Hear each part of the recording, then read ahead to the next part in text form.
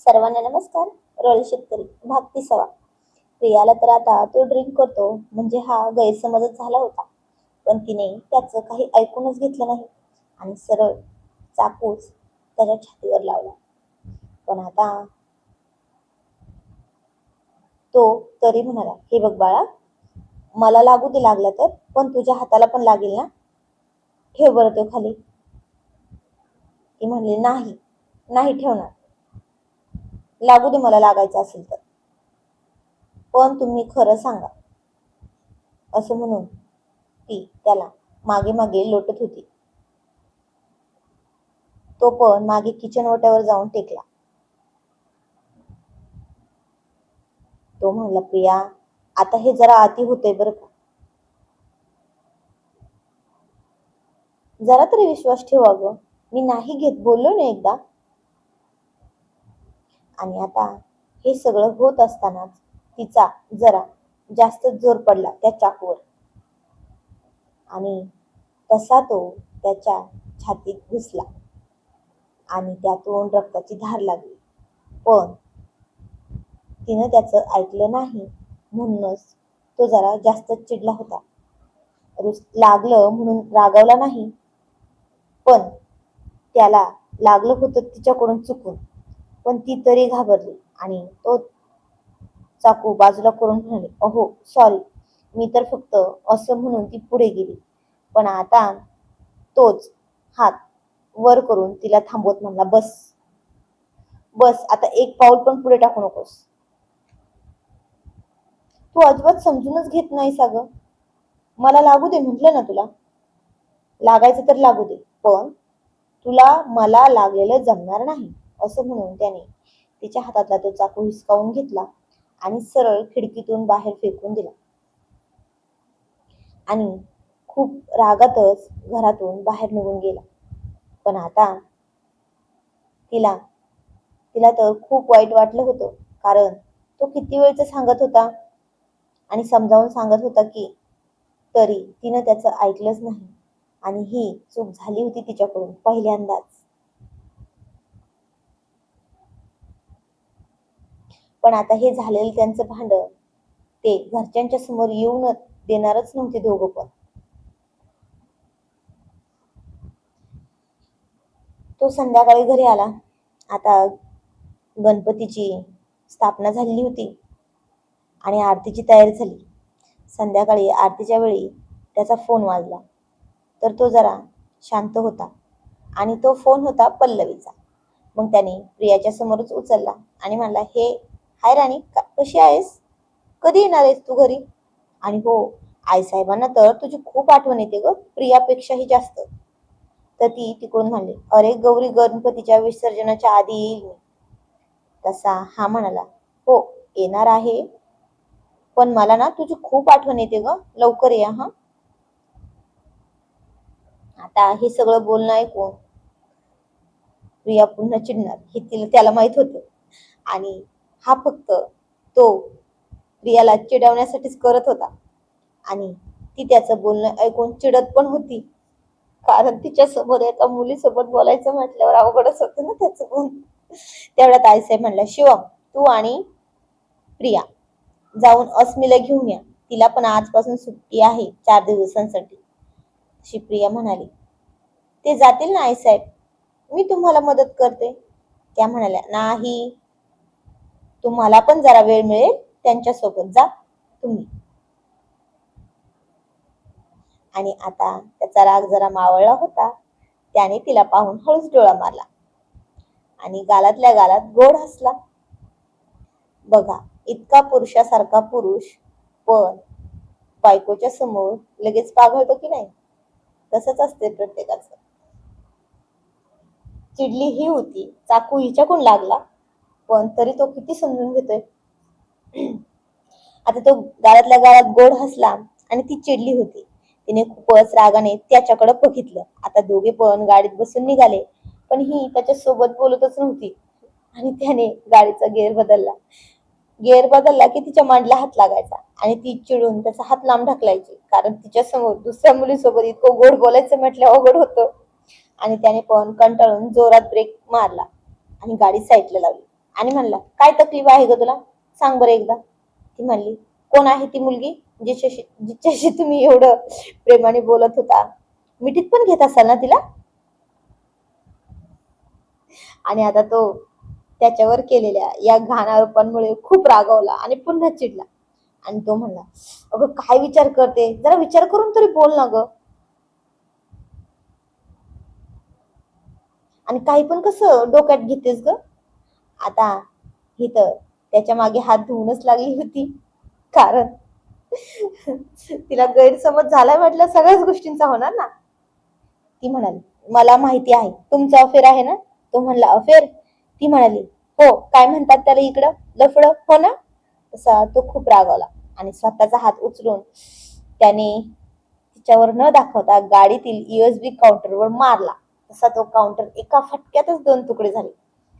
आणि आता ती तर खूप घाबरली होती त्याचा असा रुद्र अवतार पाहून, कारण एकाच फटक्यात काउंटरचे दोन तुकडे केले म्हटल्यावर ती एका झापडीत कुठे जाईल. या भीतीने तिने तर गच्च डोळे बंद केले आणि त्याने आता दीर्घ श्वास घेतला, स्वतःच्या रागावर नियंत्रण केलं. मग गाडी पुन्हा स्टार्ट केली. आता ते दोघे पण एकमेकांना बोलतही नव्हते एका शब्दानेही. अस्मीला घेऊन आले. सगळ्या रस्त्यात फक्त अस्मीच बडबड करत होती. आणि ते घरी परतले तर आरती आणि जेवण झालं, गोठ्याची कामे पण झाली होती. मग सगळे झोपायला गेले. पण प्रिया आता तिच्या रूम मध्ये न जाता अस्मीपाशी गेली. आणि ती खूप दिवसांनी आली होती घरी, म्हणून खूपच छान गप्पा रंगल्या होत्या दोघींच्याही. आता 11 वाजले होते जवळपास. तेवढ्यात आईसाहेब आल्या आणि म्हणाल्या, सुनबाई खूप उशीर झाला आहे, जा तुमच्या रूम मध्ये. आणि अस्मी, तू चल, खूप दिवसांनी आलीस ना, आमच्यापाशी चल. आणि आता प्रियाचा नाईलाज झाला. तिला सांगताही येत नव्हतं की त्यांचं भांडण झालं आहे म्हणून. आता जवळपास 11 वाजून गेले होते तरी शिवम आणि तिने हळूच दार उघडलं. पण आता शिवम अजून कामच करत होता. पण तिने आता हळूच आवाज न करता स्वतःसाठी पांघरून घेऊन सोफ्यावर जाऊन झोपली. कारण तीच म्हणाली होती ना सकाळी माझ्या जवळ येऊ नका, मग ही तरी कशी जाईल. आणि त्याचं काम तर अजून चालूच होतं, पण त्याचं लक्ष होतं तिच्याकडे. आता खूप सारं काम करून झाल्यावर तो पण झोपला बेडवर. पण झोपण्यापूर्वी तिच्या नाजूक पायापाशी जाऊन पांघरून अंगावर टाकलं आणि तिच्या कपाळावर किस केला आणि म्हणाला, किती पण गैरसमज कर, पण मी फक्त मनापासून तुझ्यावर प्रेम करतो आणि तूच माझ्या जीवनात आलेली पहिली आणि शेवटची मुलगी आहेस. यानंतर कुणालाही स्थान भेटणार नाही आणि मी घेतच नाही ग. आता कसं सांगू तुला. तो पण आता बेडवर जाऊन झोपला आणि तिने खाडकन डोळे उघडले आणि मनातच म्हणाली, मग खरं सांगून टाकायचं ना केव्हा. आता सकाळी सकाळी तो लवकर उठायचा, पण तो आहे म्हटल्यावर म्हणूनच तिला जास्त कामाचा ताण नव्हता, जरा कमी असायचा. तीही आवरून खाली आली.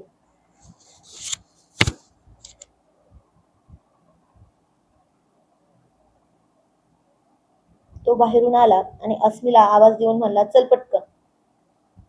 तशा आईसाहेब म्हणल्या, सुनबाई तुम्ही जा आणि हे दूध पण घेऊन जा त्यांचं. अस्मी खूप दिवसांनी आली नाही आहे ना, बसू देत त्यांना. तीही लगेच हो म्हणाली. आणि तो व्यायाम केल्याने, म्हणजे आज जरा राग मनात ठेवूनच जास्तच व्यायाम केला होता त्याने गोठा आवरल्यानंतर.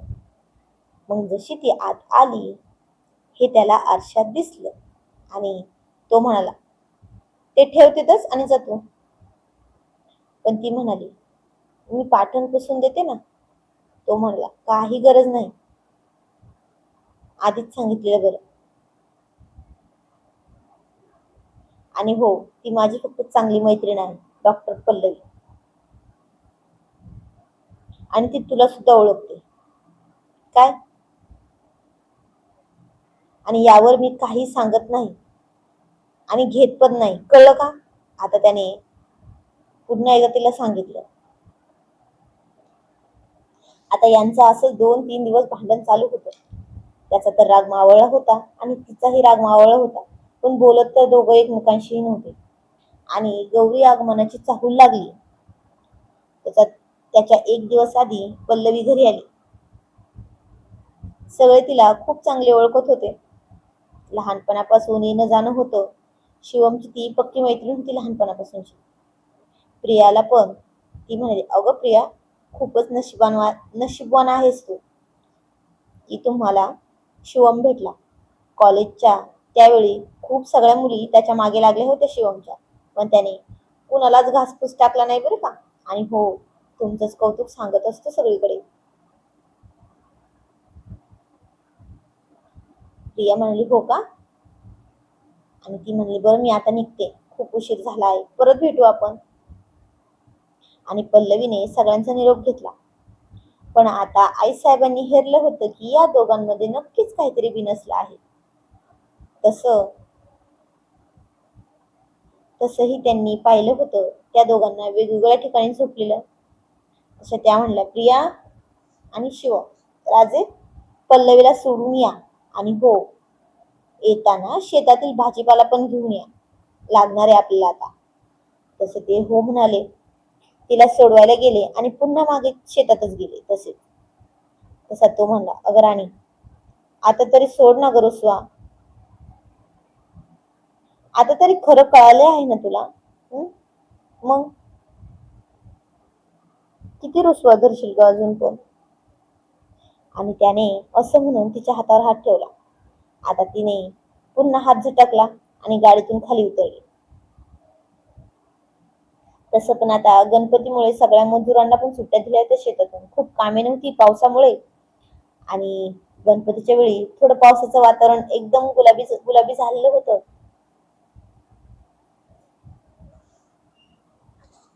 आता ते इतकं गुलाबी झालेलं वातावरण, त्यात हिरवं हिरवं शेत, आणि ते गुलाबी वातावरण पाहून म्हणाला, चल भाजीपाला आणायचा आहे ना, मी पण येतो. तशी ती त्याला वाकड दावून म्हणली, मला काही गरज नाही तुमची, मी जाते. आणि आता तो तिला मनवण्यासाठी सुंदर गाणं म्हणणार होता.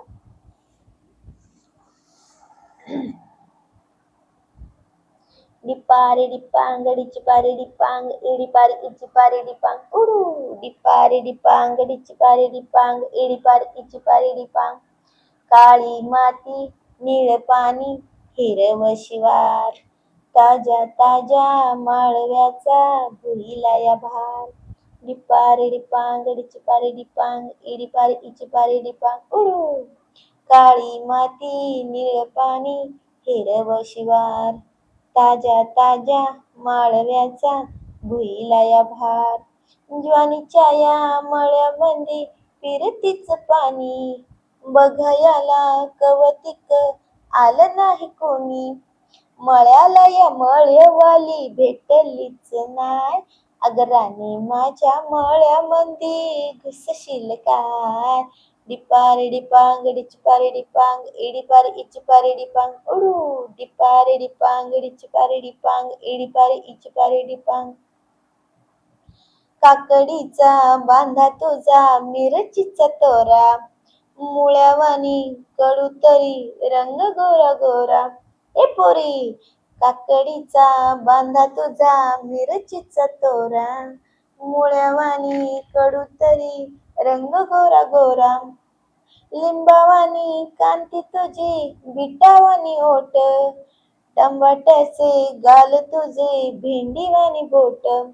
काळजात मंडई तू मांडशील काय, अगं राणी माझ्या मळ्यामध्ये घुसशील काय. डिपारे डिपांग डिचिपारे डिपांग इडिपारे इचिपारे डिपांग उडू.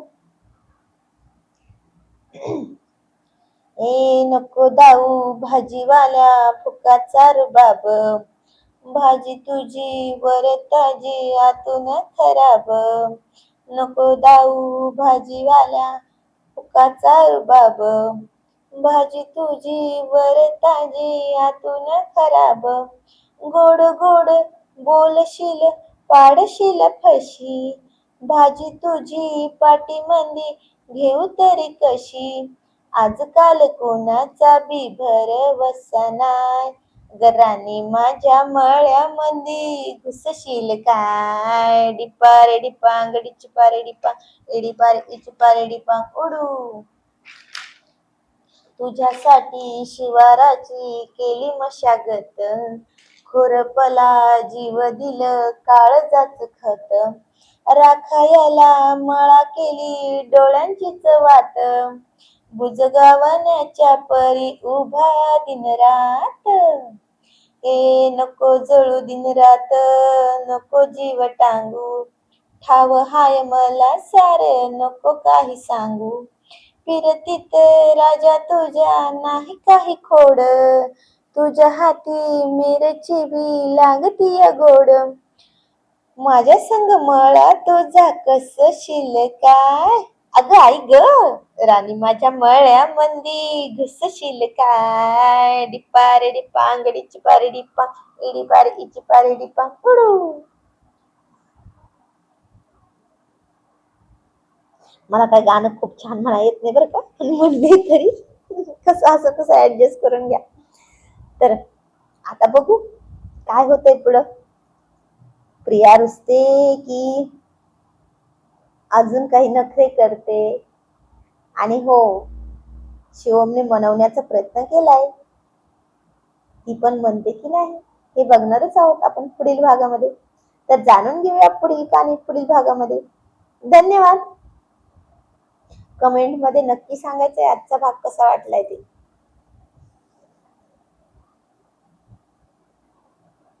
आणि हो आमच्या होनी परमिशन दिलेली आहे, पण आता सगळं तुमच्यावर डिपेंड आहे. जेवढे तुम्ही लाईक करताय तेवढ्याच कमेंट पण येऊ द्या, म्हणजे कसं आपलं चॅनल ग्रो होईल, तेव्हा मला कुठं पुढे चालू ठेवता येणार आहे. नाहीतर मग ते बोललेत की अभ्यासाचा काळ आहे, अजिबात फोनवर जास्त लक्ष द्यायचं नाही, पुढचं शिक्षण पूर्ण करायचंय, फोनमध्ये गुंतली तर तुझं शिक्षण पूर्ण होणार नाही. त्यामुळं तुम्ही जितके लाईक करणार आहे तितक्या कमेंट पण हव्यात मला. ठीक आहे, तर धन्यवाद.